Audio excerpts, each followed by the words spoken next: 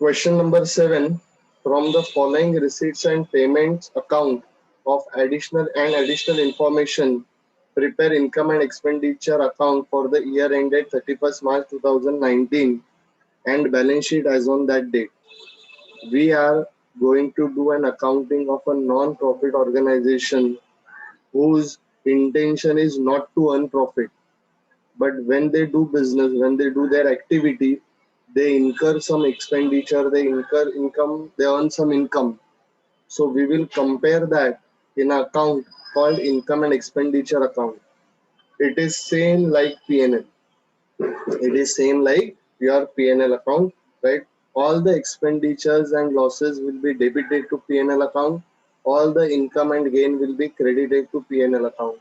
Same way here, all the expenditures will be debited to income and expenditure account, and all the incomes will be credited to income and expenditure account.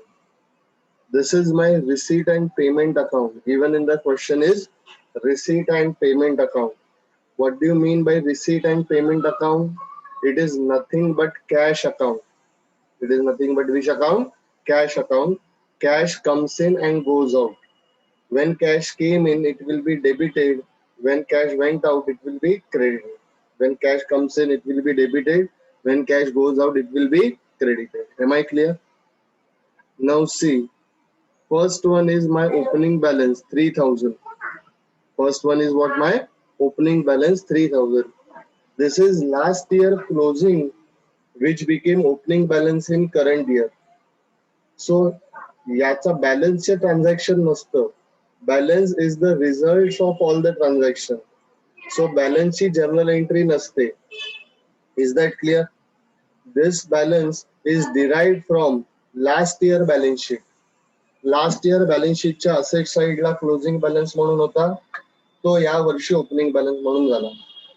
So second effect of this will be shown on last year balance sheet. Second effect of this will be shown on last year balance sheet. Is that clear? Now, subscription, वर्गणी, बरोबर. NPO ला वर्गणी मिळाली. It's income for this NPO. Cash came in, that's why cash account debit, receipt and payment account debit. Second effect of this will be given on income and expenditure account. Is that clear? This is income of the year. That's why second effect will be given on income and expenditure account credit side. Second, donation. See, donation is of two types. General donation, that is revenue donation, and specific donation.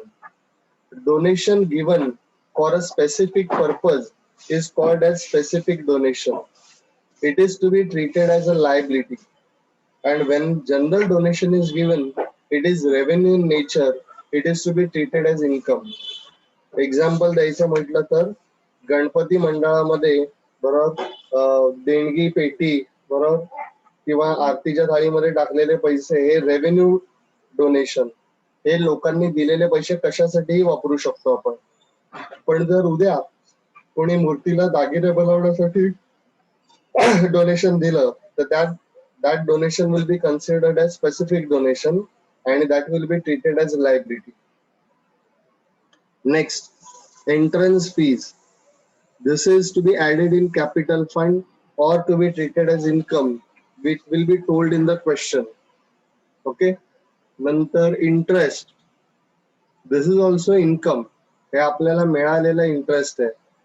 कशावरनं कळलं की मिळालेला interest आहे? Receipt payment account म्हणजे cash bank account मध्ये debit साइडला आलाय म्हणजे आलेली कॅश आहे. म्हणजे काय? आलेली कॅश आहे. That means this is my income. So second effect of this will be shown on income and expenditure account credit side. या चार आयटमचं कळलं सगळ्यांना. हा पहिला effect.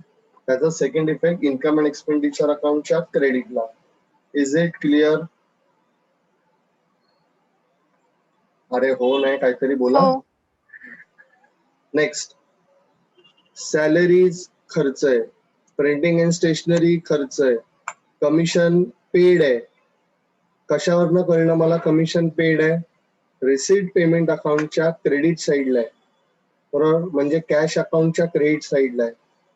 Cash is real account, debit what comes in, credit what goes out. हे गेलेले पैसे म्हणून हे पेड केलेलं कमिशन.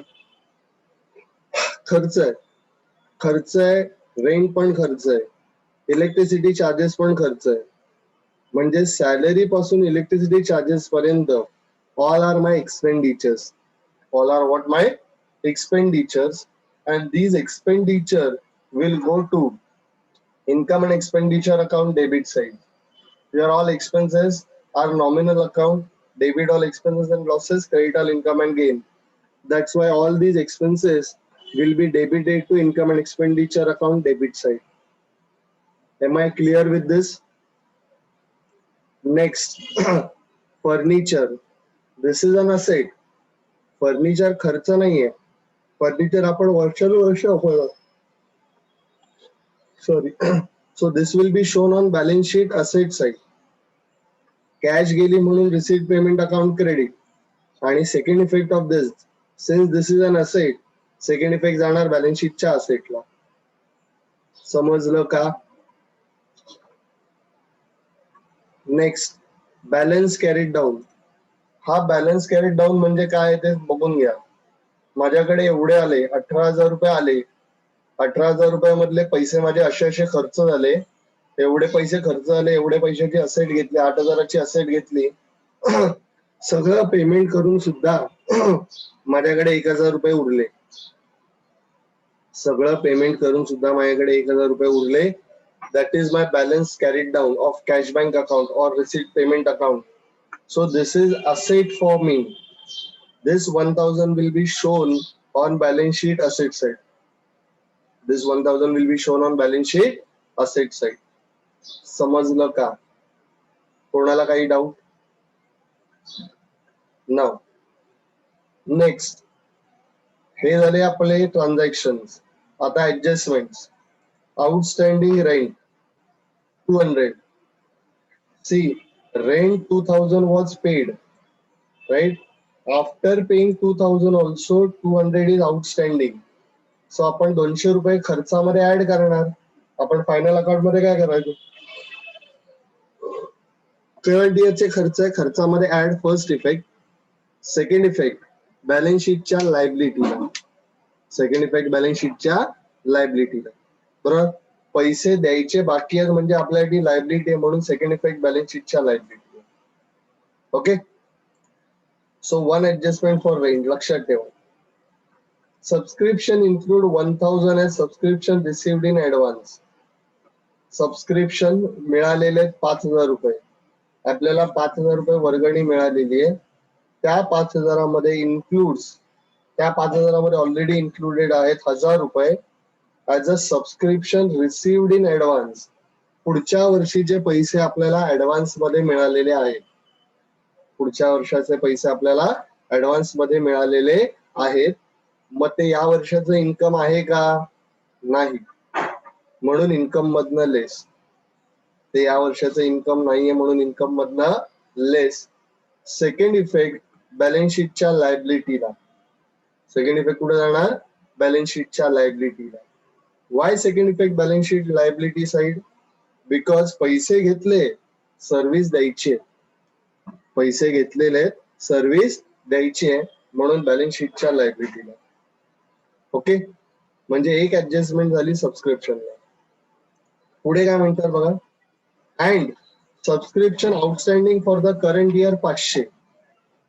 आणि एक माणूस आहे ज्याचे 500 रुपये यायचे बाकी आहेत. मग पहिला इफेक्ट आपण सबस्क्रिप्शन मध्ये ऍड करणार, because this is my current year income. म्हणून पहिला इफेक्ट आपण सबस्क्रिप्शन मध्ये ऍड करणार, because this is my current year income. Second effect of this, second effect of this will be shown as my debtor. Is my debtor balance sheet च्या असेटला. Is my debtor पुढे जाणार balance शीटच्या असेटला. त्याला service दिलेली, त्याच्याकडनं पैसे घ्यायचे, second effect balance शीटच्या असेटला. So my subscription will have to effect. सगळ्यांना समजलं? अरे हो की नाही? हो दादा. Next one is furniture. Furniture 8% वर डेप्रिशिएट करा. माझं फर्निचर होतं त्याच्यावर 8% डेप्रिसिएशन काढणार. First effect less from data furniture. Second effect it is an expenditure, तो income and expenditure account debit. हे आपण फायनल अकाउंट मध्ये करायचं same. Here also we are doing final account of NPO only. 50% of entrance fee is to be capitalized. See, this is entrance fee. तर कोणीतरी member म्हणून आपण admit करून घेताना त्याच्याकडनं एंट्री फी घेतो. This entry fee is sometimes revenue expenditure, sometimes capital income or revenue income. Now, why sometimes it is capital income, capital receipt? The reason is from one member you can take entrance fee only once. एकदा का तो member म्हणून admit झाला की तो परत तुम्हाला entrance fee देणार नाही. So this is capital in nature. But या वर्षी 100 मेंबर एनरोल झाले, पुढच्या वर्षी परत 100 मेंबर एनरोल झाले, त्याच्या पुढच्या वर्षी परत 100 मेंबर एनरोल झाले. So every year this enrolment takes place. So this is also recurring in nature. So this becomes revenue income. So depending upon the type of business or the nature of business, what we do is we take this part as a revenue income and part of that as a capital receipt. So जे revenue income असेल, इथे सांगितलंय 50% is to be treated as capitalized. So 50% will be added to capital fund and 50% will be shown as my income on income and expenditure account credit side. Okay. Now capital fund was 3000. त्याचं capital fund होतं 3000. बरोबर. गेल्या वर्षीचा closing capital या वर्षी काय बनणार? Opening capital. गेल्या वर्षाचा क्लोजिंग कॅपिटल या वर्षी काय बनणार? Opening capital. So what you are suppose to prepare? You are supposed to prepare income and expenditure account and the balance sheet for the due date 31st March 2019. So let's prepare. This is my receipt and payment account for the year 31st March 2019 and balance sheet as on 31st March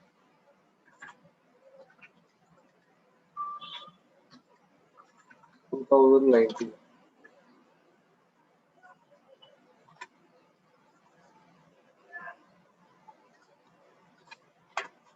Okay, it is just like our P&L and this is my balance sheet. Okay, आपण एक काम करूया, याला एक inner outer column देऊया म्हणजे कसं जरा बरं पडेल.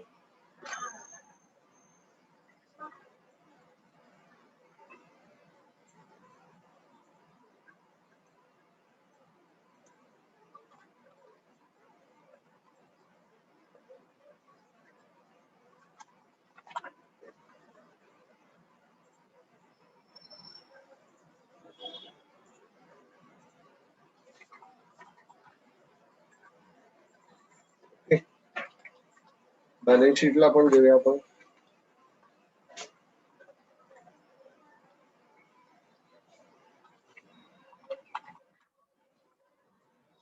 इथे काय लिहिणार आपण? असेट्स. इकडे लिहिणार लायबिलिटी.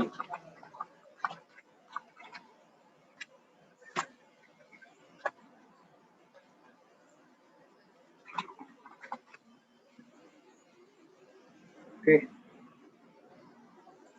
चलो we'll do posting of this one by one. प्रत्येक आयटम बरोबर त्याचा 2 इफेक्ट देणार आपण. बघा, फर्स्ट हा इफेक्ट, सेकंड इफेक्ट आपण द्यायचा टू ओपनिंग बॅलन्स. हा गेल्या वर्षाचा क्लोजिंग बॅलन्स आहे. त्याचा सेकंड इफेक्ट गेल्या वर्षाच्या बॅलन्स शीटच्या असेटला. आता आपल्याला गेल्या वर्षाची बॅलन्स शीट काय बनवायची गरज नाही, गेल्या वर्षाचं सगळं झालेलं आहे. तो क्लोजिंग बॅलन्स, हा ओपनिंग बॅलन्स, 2 इफेक्ट झाले. Second, this is our subscription of the current year 5000. This is our income. So first effect cash received म्हणून इकडे debit. Second effect it's an income income आहे म्हणून इन्कम अँड एक्सपेंडिचरच्या क्रेडिटला बाय सबस्क्रिप्शन. किती आलेले subscription? 5,000 रुपये आले. किती आले सबस्क्रिप्शन? 5,000 रुपये इन्कम झालेला आहे माझं. Okay. First effect cash came in. Second effect income and एक्सपेंडिचरला income. Since it had to adjustment, याचं उत्तर इकडे, याचं उत्तर ऍडजस्टमेंट इकडे, एक जागा सोडून देऊया आपण. Okay. First effect cash account, receipt payment account. Second effect income and expenditure account. Second income is donation. This is also 5,000. Since it is revenue donation, we will take it here. Donation 5,000. जर हे specific donation असतं, म्हणजे सांगितलं असतं की हे donation याच कामासाठी वापरायचं, तर आपण इकडे लिहिलं असतं लायबिलिटी. बोल जतीन. सर आपने ना नेम रॉन्ग लिखा है, रिसिप्ट एंड पेमेंट नहीं आएगा, इनकम एंड एक्सपेंडिचर आएगा. Yes, sorry. Thank you Jatin. This is my income end expenditure account.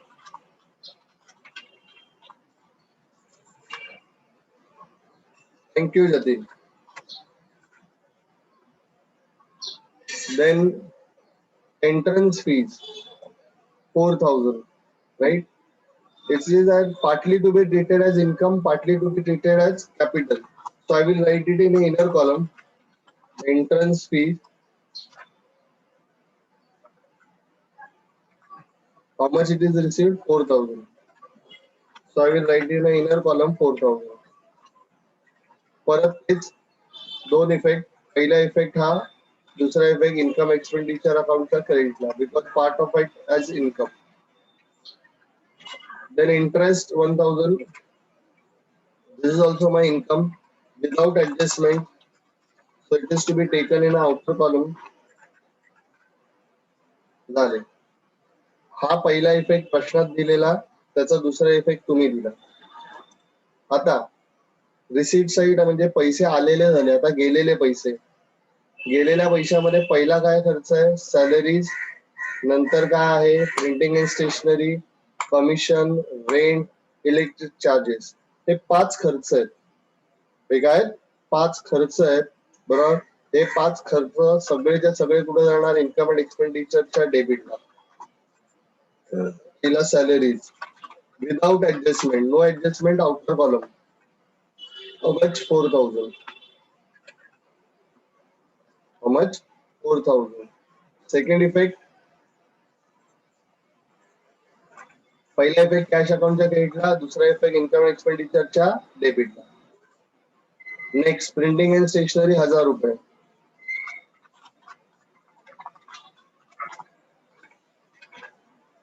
Printing and stationery 1,000 rupees. No adjustment, सीधा outer column. Commission paid, cash गेली म्हणून कॅश क्रेडिटला, खर्च आहे म्हणून इकडे.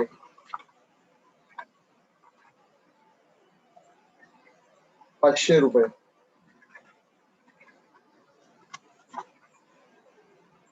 After that rent 2,000, but since it has an adjustment, it will be taken in a inner column. त्याला adjustment आहे म्हणून त्याला काय करणार? इनर कॉलम मध्ये करणार. सगळे खर्च, तीनही खर्च, चारही खर्च, बरोबर, हे खर्च म्हणून इन्कम अँड एक्सपेंडिचरच्या डेबिटला. नंतर इलेक्ट्रिक चार्जेस, ते किती होते? 1,500 रुपये. त्याला पण ऍडजस्टमेंट नाहीये म्हणून ते पण आउटर कॉलम मध्ये. नंतर फर्निचर असेट आहे, बरोबर, म्हणून बॅलन्स शीटच्या असेट साइडला. फर्निचर बॅलन्स शीटच्या असेट साइडला इनर कॉलम मध्ये, because furniture is subject to depreciation. बरोबर. पैसे गेले म्हणून कॅश अकाउंटच्या क्रेडिटला, रिसीट पेमेंट अकाउंटच्या क्रेडिटला. Second effect it's an asset, balance शीटच्या असेटला. Then balance carried down. Cash उरलेली आहे, उरलेली कॅश माझ्यासाठी असेट आहे म्हणून बॅलन्स शीटच्या असेट साइडला कॅश और बँक, मला माहिती नाही गल्ल्यात पैशात की बँकेत जमा आहे 1000 rupees. So I write both cash और बँक अकाउंट. ओके. आपण रिसीट पेमेंट वरनं सेकंड इफेक्ट दिला. हा पहिला इफेक्ट, दुसरा इफेक्ट इन्कम अँड एक्सपेंडिचर किंवा balance sheet. Okay. Now additional information. For each additional information, there will be two effects. First, outstanding rent 200. माझा खर्च आहे तो भरायचा बाकी आहे. मग खर्चामध्ये काय होणार? ऍड होणार. I will say add outstanding. This is my current year expenditure. बरोबर. म्हणजे माझा या वर्षाचा खर्च आला टोटल 2200. त्यातले 200 रुपये द्यायचे बाकी आहेत. तर मी इथे लिहिणार आउटस्टँडिंग रेंट किंवा रेंट पेएबल. जेवढे बाकी होते 200 रुपये तर तेवढ्याचाच सेकंड इफेक्ट देणार. You made an adjustment of 200 rupees. So second effect also will be of 200 rupees. पहिला इफेक्ट डेबिट इफेक्ट 200चा, हा क्रेडिट इफेक्ट 200चा. सगळ्यांना समजलं का? कोणाला काही डाऊट? Next, subscription includes 1000. आहे त्या सबस्क्रिप्शन मध्ये 1000 इन्क्लुडेड आहे. बघा सबस्क्रिप्शन किती आहे? 5000 रुपये आले. या 5000 मध्ये इन्क्लूड आहे 1000 ॲज सबस्क्रिप्शन इन ऍडव्हान्स. ही ऍडजस्टमेंट इथे थांबली. अँड पासून नवीन वाक्य सुरू होतंय. So will do it that later. पहिले आता या 1000 रुपयाचं काय ते बघा. 1000 रुपये ऍडव्हान्स मध्ये मिळालेले आहेत. Right. So this is not my current year income. So I deduct. I will write here advance. 1000 रुपये ऍडव्हान्स मधले म्हणजे पुढच्या वर्षीचे, म्हणून मी इकडनं मायनस केलं. Why? Because this is my income and expenditure account for the year 31 March 2019. Current इयरचेच income इथे दिसले पाहिजेत. फक्त करंट इयरचेच इन्कम इथे दिसले पाहिजेत. बरोबर. हे पुढच्या वर्षीचे आहेत. बरोबर. म्हणून ते इकडनं मी मायनस करणार. हा पहिला इफेक्ट. त्याचा सेकंड इफेक्ट बॅलन्स शीटच्या लायबिलिटी साइडला. बरोबर. काय लिहिणार? Subscription received in advance. How much subscription received in advance? 1000 रुपये. पहिला इफेक्ट तुम्ही इकडे घेतला तो तुम्ही हा क्रेडिट मधनं मायनस केला म्हणजे डेबिट इफेक्ट पडला. जेव्हा तुम्ही क्रेडिट मधनं मायनस करता तेव्हा डेबिट इफेक्ट पडला.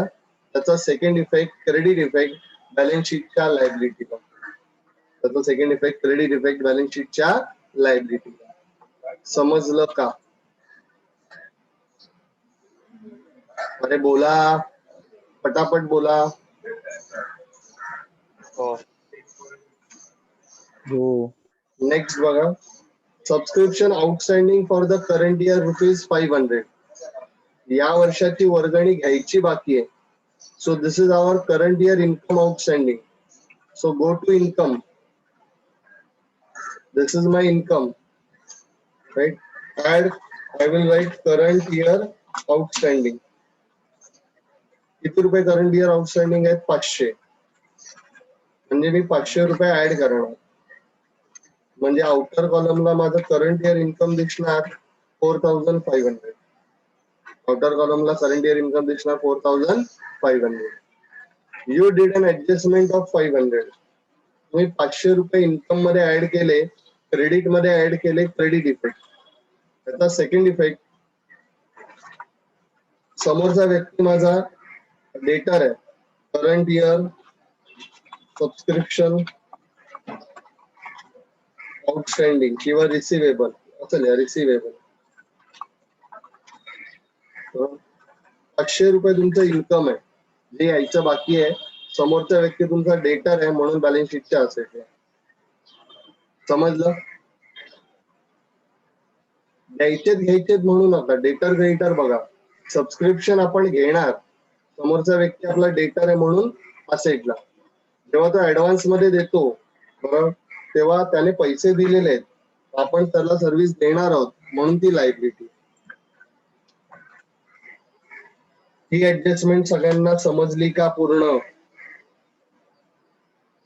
हो. पुढे जायचं का? आता नेक्स्ट आहे depreciate furniture at the rate of 8%. माझं फर्निचर असेटला आहे बघा, बरोबर 8% डेप्रिसिएशन. 8×8 = 640 मध्ये 60 टाकले की 700 झाले, 700 आणि 300,000 झाले, 7,360 बाकी उरली. तुम्ही 640चं डेप्रिसिएशन केलं असेट तर असेटची व्हॅल्यू कमी झाली. This is your current year expenditure. This is what your current year expenditure. Income and एक्सपेंडिचरच्या डेबिटला जाणार टू डेप्रिसिएशन ऑन फर्निचर. किती? 640. किती रुपये खर्च झाला? 640. हे आपण पीएनएल मध्ये पण सेम करायचं. Next 50% of entrance fees to be capitalise. माझं इन्कम होतं बघा, त्याच्यामध्ये 50% कॅपिटलाइज करायला सांगितलंय. म्हणजे हे 2,000 मी इन्कम म्हणून न दाखवता कॅपिटल फंडात ऍड करणार. 4,000 मधले 2,000 केले, वजा केले, आउटर कॉलमला 2,000 झाले. हा डेबिट इफेक्ट झाला. कोणता इफेक्ट झाला? Debit effect. जेव्हा क्रेडिट मधनं मायनस करता तेव्हा डेबिट इफेक्ट. त्याचा सेकंड इफेक्ट कॅपिटल मध्ये ऍड. हा जो काही कॅपिटल फंड असेल त्याच्यामध्ये आपण ऍड करणार एंट्रन्स फी. किती? 2,000 रुपये ऍड केले. Okay. And the last one is capital fund 3,000.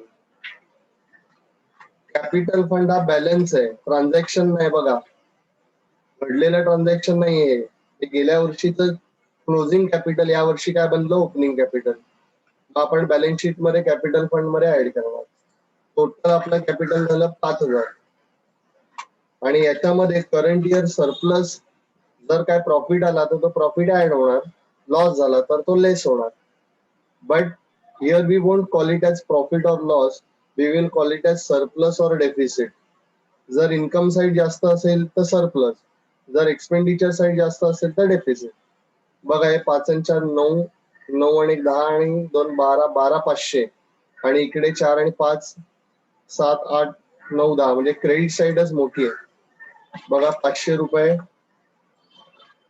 9 आणि 10 12,500. मी इकडे टाकले, त्याच्यातनं खर्च वजा करा सगळे बघा. 0,0,0,0,0. त्याच्यानंतर 4 मध्ये 6 टाकले की झाले 10.